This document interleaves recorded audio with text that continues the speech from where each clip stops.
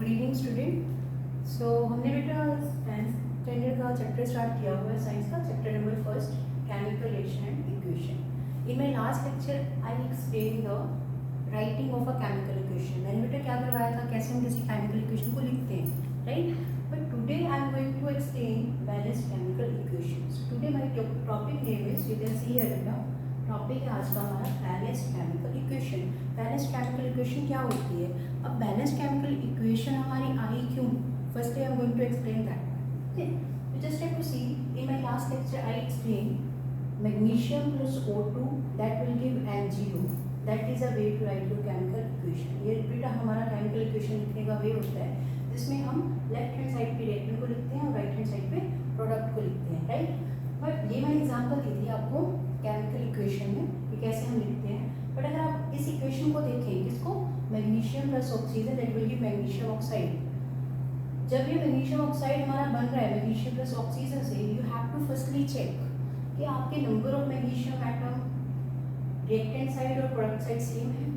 अगर हम देखें तो ठीक है बेटा, मैग्नीशियम यहाँ पे 1 है, यहाँ पे मैग्नीशियम 1 है, this is balanced. Now come on the second one, oxygen. Oxygen को देखेंगे तो बेटा ऑन योर रिएक्टेंट साइड कितने ऑक्सीजन है, how many oxygen we have, you can see here बेटा 2 ऑक्सीजन। कितने ऑक्सीजन है? 2। बट प्रोडक्ट वाली साइड कितने बेटा, only 1 oxygen is there. Okay, so simply you can see here I have written, you can see number of oxygen atom are not same on both side of the equation। आपकी इस equation में oxygen हमारे same नहीं है, यहाँ 2 है उधर 1 है। तो बेटा ऐसी इक्वेशन जिसमें नंबर ऑफ एटम्स हमारे रिएक्टेंट और प्रोडक्ट वाली साइड इक्वल ना हो, ऐसी इक्वेशन को हम अनबैलेंस्ड इक्वेशन बोलते हैं। क्या बोलते हैं? अनबैलेंस्ड इक्वेशन, ठीक है। बट बेटा केमिस्ट्री की बात करें तो वहाँ पे हम अनबैलेंस्ड वर्ड काफ़ी रेयरली यूज करते हैं। In your chemistry we have to use the word skeletal. बच्चे कंफ्यूज होते हैं बेटा, व्हाट इज स्केलेटल। कई बच्चों को कईयों को पता ही स्केलेटल है क्या।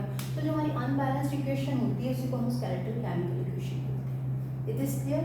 ये थी हमारी अनबैलेंस्ड। अब अनबैलेंस्ड इक्वेशन हमें पता चली कि जब हमारे नंबर ऑफ एलिमेंट्स रिएक्टेंट और प्रोडक्ट वाली साइड इक्वल ना हो उसको हम बोलते हैं unbalanced equation. Okay, but according to my topic, मेरा टॉपिक क्या है बेटा आज का, बैलेंस्ड केमिकल इक्वेशन। तो मुझसे अनबैलेंस्ड को मुझे क्या करना पड़ेगा, balance. So the topic is your this balanced chemical equation. अब बैलेंस्ड केमिकल इक्वेशन की बात करें, आई थिंक आपको भी आइडिया हो ही गया होगा बेटा। अनबैलेंस्ड में हमने क्या किया, नंबर ऑफ एलिमेंट वेक्टर और प्रोडक्ट वाली साइड इक्वल्स नहीं होते। बट बैलेंस्ड में क्या हो जाएगा, वो इक्वेशन जिसमें हमारे number of atom of the element, एक ही एलिमेंट के जो एटम्स है वो रिएक्टेंट और प्रोडक्ट साइड क्या हो जाए, इक्वल हो।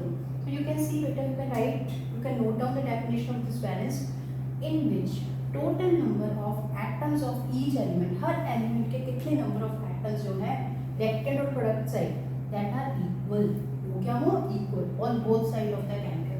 तो हम बोथ साइड की बात कर रहे हैं, मतलब वहाँ पे हम बेटा रिएक्टेंट और प्रोडक्ट की बात कर रहे हैं। बोथ साइड मीन्स रिएक्टेंट और प्रोडक्ट की बात की जा रही है। ओके, तो जब आपके रिएक्टेंट और प्रोडक्ट में एक ही एलिमेंट के नंबर ऑफ एटम्स सेम हो जाते हैं उसको हम बैलेंस्ड केमिकल इक्वेशन बोलते हैं।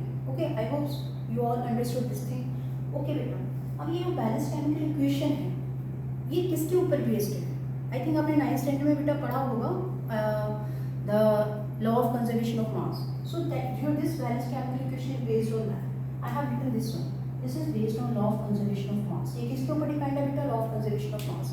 क्या होता है law of conservation of mass? यहाँ पे बेटा एक वर्ड लिखा है मैंने, I have written the one word conservation. यहाँ पे एक वर्ड लिखा हुआ कौन सा, कंजर्वेशन। कंजर्वेशन का मतलब क्या होता है, कांस्टेंट, फिक्स, मतलब मास में कोई चेंज नहीं आ रहा आपका।